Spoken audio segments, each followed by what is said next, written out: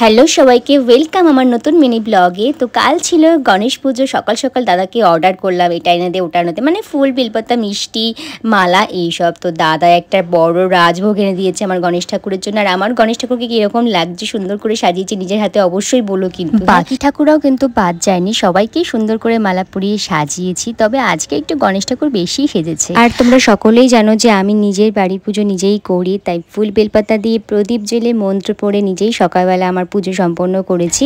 সারাদিনটা বাড়িতেই ছিলাম, কিন্তু বিকেলে একটু নর্মালি সিম্পলভাবে সেজে গুজে বেরিয়ে পড়েছিলাম একটা গণেশ পুজোর ইনভিটেশনে, যেখানে আমাকে প্রচুর সম্মানিত করা হয়েছে। চারিদিকের খারাপ পরিস্থিতির মধ্যেও গণেশ পুজোটা আমার ভালোই কেটেছে। যাই হোক, তোমাদের কিরকম কেটেছে অবশ্যই আমাকে কমেন্ট করে জানিও। ওকে, চলো দেখা হচ্ছে পরে মিনি ব্লগে। টাটা।